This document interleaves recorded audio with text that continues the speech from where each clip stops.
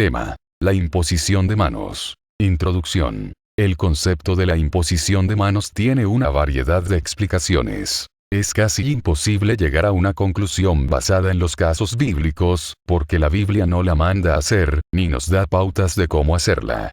La única exhortación al respecto es no hacerla con ligereza, mostrando a su vez que es algo que la Iglesia hacía en dados casos. Pero, ¿por qué lo hacían, o en qué casos lo hacían es algo que tenemos que investigar y aplicar una buena hermenéutica?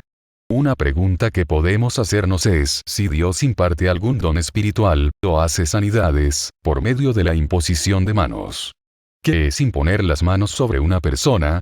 Tal vez este estudio no nos va a dar una respuesta contundente, pero por lo menos nos hace escudriñar las escrituras y ojalá nos aclara algunos conceptos sobre lo que es o no es la imposición de manos. Los textos relacionados. En el ofrecimiento de sacrificios vicarios, Levítico 1, 4, 3, 2, 4, 13, 21, 16, 20, 22.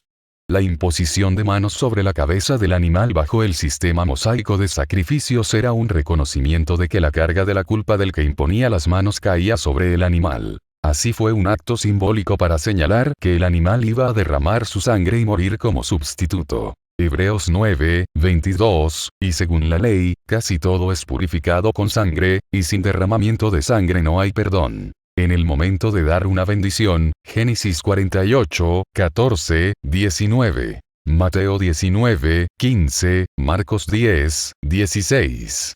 Había una costumbre entre las culturas antiguas de poner las manos sobre la cabeza de alguien al dar una bendición. También vemos la importancia que tenía el usar la mano derecha para aquel que debiera recibir la mayor bendición. Este caso muestra la costumbre de aquel entonces, no es necesariamente una enseñanza u ordenanza a seguir.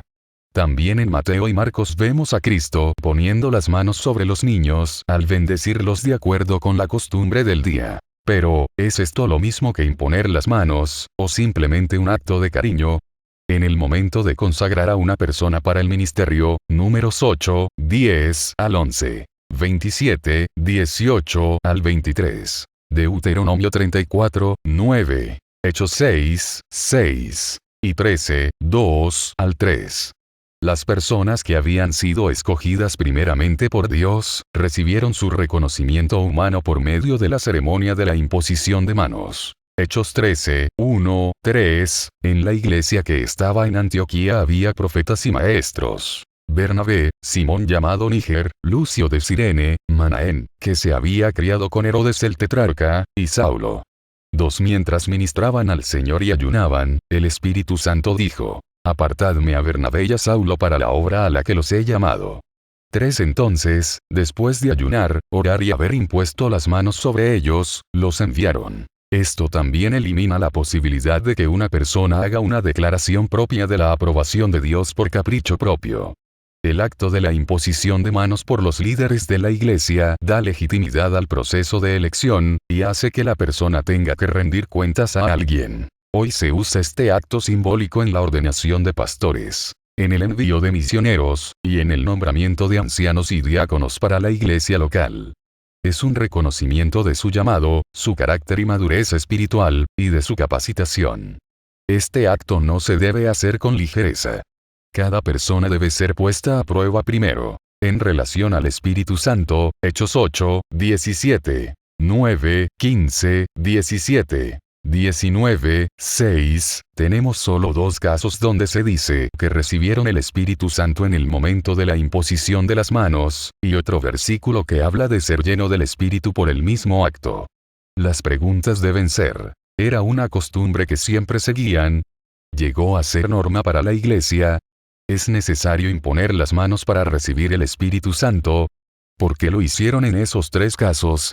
Creo que nuestra posición sobre el bautismo del Espíritu Santo hace claro la respuesta. En relación con una sanidad, Hechos 9, 15, 17, Dios sanó la ceguedad de Pablo por medio de Ananías al poner las manos sobre él. Pero no era usual hacerlo de esa manera. Uno podría mostrar las múltiples veces que Cristo tocó a la persona para sanarle, pero no estoy seguro de que es lo mismo que imponerle las manos.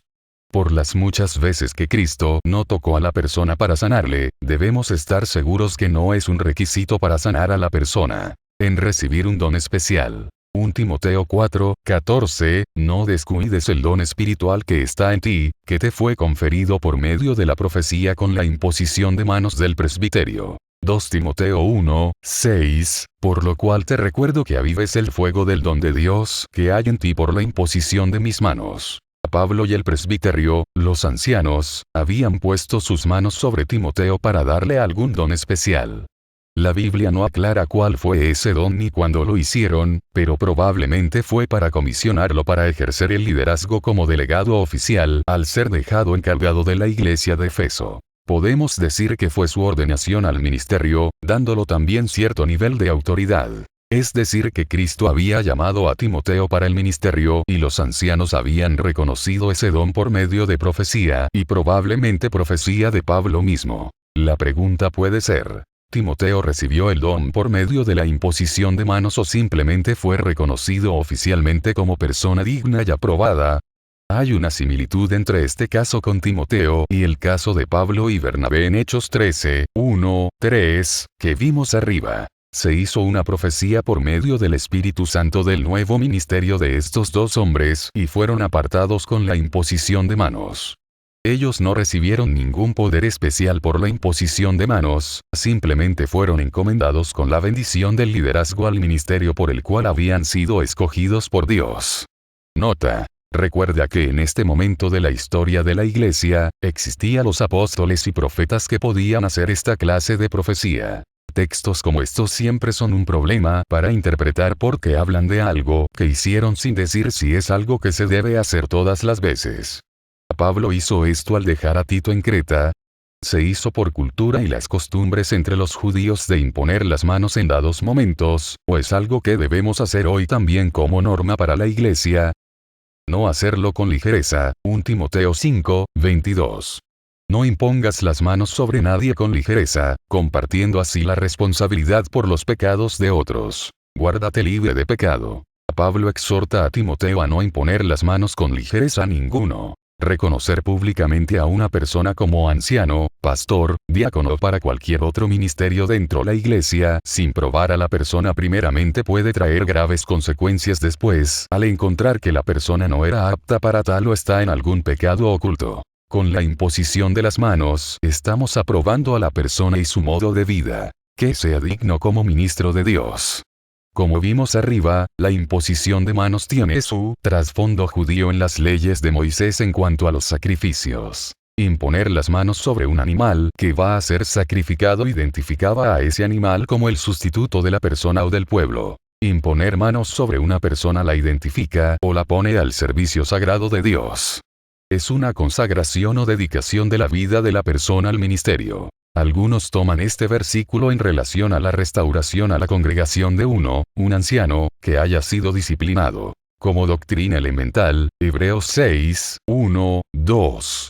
Por tanto, dejando las enseñanzas elementales acerca de Cristo, avancemos hacia la madurez, no echando otra vez el fundamento del arrepentimiento de obras muertas y de la fe hacia Dios. 2 De la enseñanza sobre lavamientos, de la imposición de manos, de la resurrección de los muertos y del juicio eterno. En la iglesia primitiva la imposición de manos parece haber sido un acto o una ceremonia común e importante así como el bautismo. También fue considerado como una de las enseñanzas elementales, o de los fundamentos de la iglesia, sin decirnos para qué o cuándo. Buscando un factor común. ¿Cuál podría ser el factor común entre todos los casos bíblicos de la imposición de manos? ¿Qué está señalando una persona con este acto simbólico? ¿Qué estamos diciendo al poner nuestras manos sobre la cabeza de un animal o una persona? Una palabra que parece contestar esta inquietud es la palabra reconocimiento. Al poner las manos según el caso, la persona reconoce la obra y la provisión de Dios en dada situación. Reconocemos que Dios ha provisto los medios y los recursos para nuestra relación con Él, y reconocemos su obra en la vida de una persona dedicada a su servicio. Reconocemos que fue Dios quien lo llamó y nosotros estamos confirmando ese llamado y a la vez comprometiéndonos a apoyarlo según la necesidad. No sé si la palabra confirmación tenga un concepto diferente a la de reconocimiento. pero es bueno ver que estamos confirmando, aprobando, verificando a una persona que ha mostrado firmeza, constancia y dedicación en el ministerio. Otra palabra puede ser consagración, poner aparte, dedicar al servicio de Dios. Consagramos al Señor por medio de la imposición de manos lo que creemos ser apto o útil para el servicio o ministerio en la obra del Señor. Llega a ser una aprobación de su vida y ministerio. ¿Qué piensan en cuanto a la palabra identificarse con? Al imponer las manos estamos identificándonos con esa persona en su vida y su ministerio. Así vemos por qué es importante no hacerlo con ligereza. Aclarando una doctrina bíblica. No podemos usar los dos casos en Hechos para demostrar que una persona recibe el Espíritu Santo por medio de la imposición de manos. Dos casos de imposición de manos de los miles donde no se hizo, no nos da las pautas de una doctrina nueva. Fue necesario en Hechos aclarar que los samaritanos habían sido incluidos también en recibir el Espíritu Santo, y es una aceptación de unas personas que antes eran despreciadas por los judíos. Ahora ya no hay problema en tocar a un samaritano. Es recibirlo sin prejuicios o rechazo. Es como cuando Jesús tocaba a un leproso para sanarlo. En el caso de los que habían sido bautizados en el bautismo de Juan en Hechos 19, fue necesario explicarles ciertas verdades nuevas en cuanto a la salvación en Cristo y el hecho que Cristo había prometido mandar el Espíritu Santo. La pregunta puede ser, ¿recibieron el Espíritu Santo por medio de la imposición de manos, causa-efecto, o simplemente algo simultáneo, en el momento con la imposición de manos? La imposición de manos llegó a ser un reconocimiento de la nueva fe de ellos al creer, y luego el recibir el Espíritu Santo. Después de este caso no hay evidencia bíblica de que fue necesario en cualquier ocasión la imposición de manos para recibir el Espíritu Santo. El creyente no recibe al Espíritu Santo por medio de la imposición de manos, sino por medio de la fe en Cristo como Salvador. La imposición no tenía alguna virtud de por sí. El poder está en Dios por medio de la oración. Es un acto simbólico y una expresión de unidad espiritual entre la persona que ora y la persona por la cual se ora. Es una ceremonia, más no una ordenanza. Conclusión de reflexión. Según el contexto general de la Biblia, ¿qué significa la imposición de las manos? ¿En cuáles situaciones debemos emplear este acto solemne dentro de la iglesia de hoy? ¿Puedo yo conferir a una persona algún don especial por medio de la imposición de mis manos? Opinión. Juan Calvino sobre 2 Timoteo 1, 6. Comentarios a las epístolas pastorales de San Pablo, pp. 220-222. No puede haber duda de que Timoteo haya sido invitado por la voz de la iglesia, y que no fue elegido por el solo deseo particular de Pablo. Mas no es absurdo afirmar que Pablo se atribuyese la elección a sí mismo en lo personal, porque él fue el instrumento principal en ella. Con todo, habla aquí de ordenación, es decir, del acto solemne por el cual se confiere el oficio del ministerio y no la elección. Además, no está perfectamente claro de si la costumbre era, cuando algún ministro iba a ser apartado, que todos impusiesen las manos sobre su cabeza, o si uno solo lo hizo, en nombre de todos. Yo me inclino a pensar que era una sola persona la que imponía las manos. Por lo que respecto a la ceremonia, los apóstoles la tomaron de la antigua costumbre de su nación. O más bien, como resultado de estar en uso, ellos la retuvieron. Porque esta es una parte de aquel procedimiento decente y ordenado que Pablo recomienda en otra parte, y Corintios 14, 40. Con todo, es de dudar si esa imposición de manos que ahora se menciona se refiere a la ordenación. Porque, en aquel tiempo, las gracias del Espíritu, de las que él habla en el capítulo 12 de la epístola a los Romanos, y en el capítulo 12 de la primera epístola a los Corintios, se otorgaban a muchos que no eran designados como pastores. Mas yo, por mi parte, pienso que fácilmente se puede deducir de la primera epístola, que Pablo se refiere aquí al oficio de pastor, porque este pasaje está de acuerdo con aquel que dice: no descuides el don que hay en ti, que te fue dado mediante profecía con la imposición de las manos del presbiterio, 1 Timoteo 4, 14. Una vez resuelto este problema, cabría preguntar, ¿fue la gracia otorgada mediante una señal externa? A esto yo respondo, que siempre que se ordenaba a los ministros, estos eran recomendados a Dios por las oraciones de toda la iglesia, y en esta forma se obtenía la gracia de Dios para ellos por la oración, y no se les confería por medio de una señal, aunque dicha señal no se empleaba sin provecho ni inútilmente, sino que era una prenda segura de esa gracia que ellos recibían de parte de Dios mismo. Esa ceremonia no era un acto profano, inventado con el solo fin de ganar fama ante los ojos de los hombres, sino una lícita consagración delante de Dios, la cual no se realiza sino con el poder del Espíritu Santo. Además, Pablo acepta la señal por el todo o por la transacción entera, porque él declara que Timoteo fue dotado de gracia, cuando fue ofrecido a Dios como ministro. Entonces, en esta forma de expresión hay una figura de lenguaje, en la cual una parte es tomada por el todo. Pero de nuevo nos encontramos ante otro problema. Porque si fue únicamente en su ordenación que Timoteo obtuvo la gracia necesaria para desempeñar su oficio, ¿de qué naturaleza fue la elección de un hombre no idóneo o calificado aún, y hasta entonces vacío y destituido del don de Dios? Yo respondo, que no le fue dado entonces lo que antes no tenía. Porque es cierto que él superaba tanto en doctrina como en otros dones antes que Pablo lo ordenara al ministerio. Pero no hay inconsistencia al afirmar que, cuando Dios quiso echar mano de sus servicios, y en efecto, lo llamó, él entonces lo hizo idóneo y lo enriqueció todavía más con nuevos dones, o le duplicó aquellos que antes le había otorgado. No debe entenderse, pues, que Timoteo no había tenido anteriormente ningún don, sino que dichos dones se manifestaron más plenamente cuando le fue conferido el deber de enseñar. Opinión. Juan Taylor sobre 1 Timoteo 4:14. Las epístolas pastorales de Pablo, 1 Timoteo, pp. 4:6. Esta costumbre de imponer las manos tiene sus raíces en algunas de las prácticas establecidas en los libros de Moisés. Por ejemplo, en el día de la expiación, Levítico 16, 21, 22, el sumo sacerdote ponía sus manos sobre la cabeza del macho cabrío vivo y confesaba sobre él el pecado de Israel. De esta manera el sacerdote y la nación se identificaban con la víctima sustituta que era llevada al desierto cargando el pecado del pueblo, y sufriendo una muerte horrible en su abandono. Levítico 21, 22. Comparar Salmo 22, 1 con Isaías 53, 3, 4.